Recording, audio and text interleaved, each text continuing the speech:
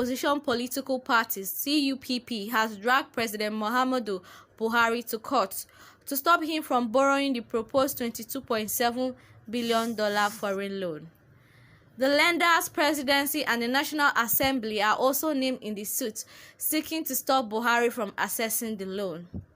CUPP, in a statement signed and made available to Daily Post by its National Publicity Secretary Ikenga Imo Oguchinyere, said the move to stop the borrowing was due to the alleged project lopsidedness, lack of financial prudence, security, alleged plan to use the loan for frivolous projects, overcosting of projects, corruption, misapplication, and incompetence. The coalition lambasted the Senate leadership, describing it as rubber stamp for forcing through approval of the loan, even without senators seeing the breakdown of the loan expenses as required by the law, adding that President Muhammadu Buhari needs ideas and competence and not the law. The opposition political parties declared the loan as a plan to sell Nigeria into economic slavery and financial colonialism.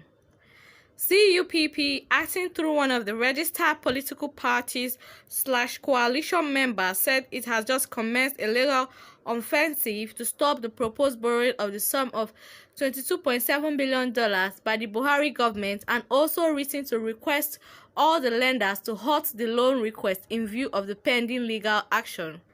The opposition party said it views the loan being sought from various international lenders as a poorly executed plan to sell Nigeria into economic slavery and financial colonialism, for which Nigeria was redeemed by the President Olusegun Obasanjo administration. The statement added, "We declare that the loan request by the President is the greatest singular act of disservice any leader could have done to this country.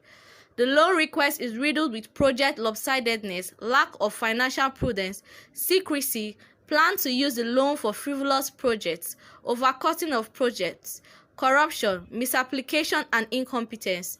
Nigerians must know that of this loan, consultants are expected to take an alleged whopping 40% of the loan, while projects are to purportedly take the remaining 60%.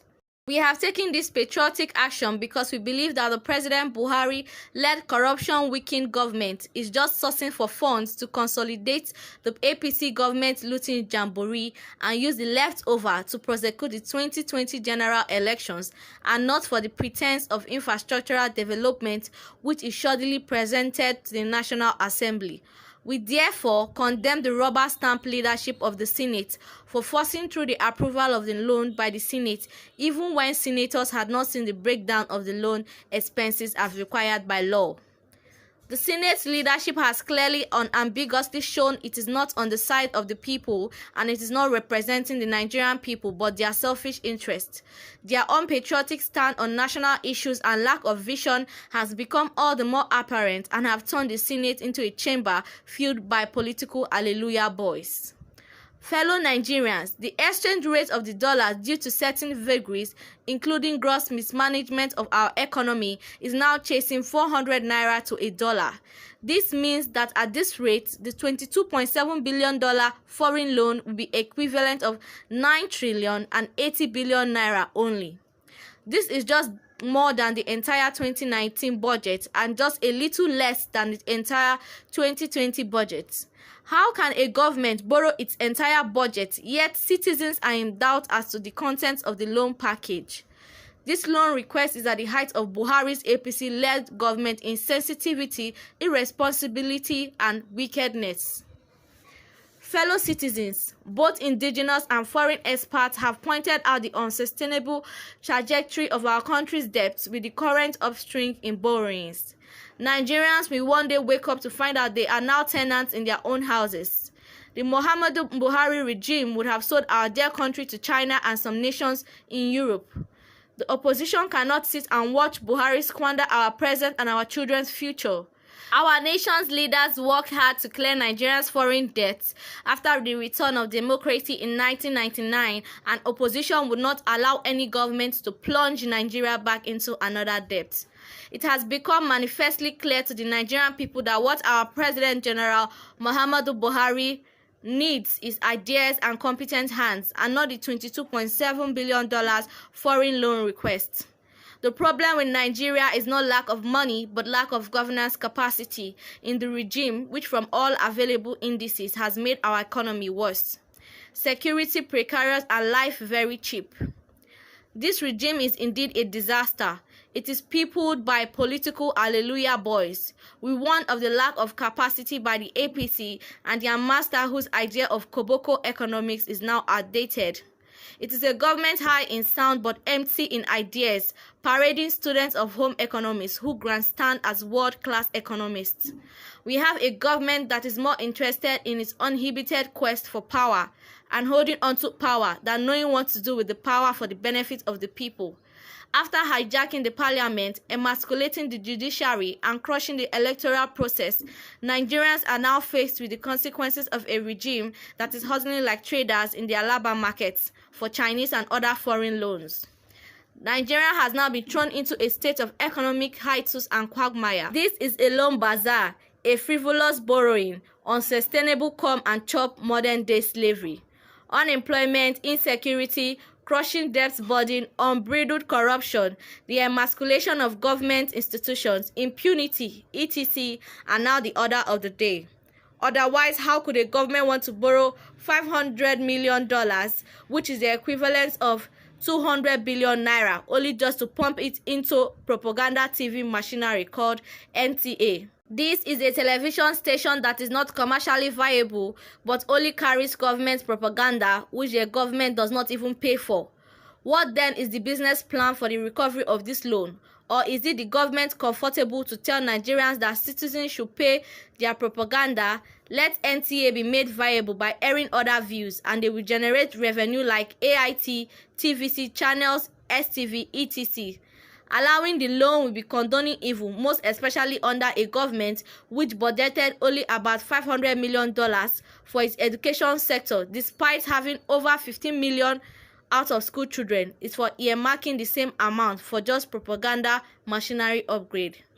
In view of the above, we call on the House of Representatives to redeem the image of the Nigerian Parliament, already compromised by the Senate, and serve as the true representative of the people by officially rejecting the dangerous loan request, or ensuring the proposal is revisited by ensuring project balancing, removal of frivolous items that cannot repay the loan, removal of the outrageous alleged 40% payable to consultants, and eventual reduction of the amount, and setting up of a mechanism to monitor the disbursement.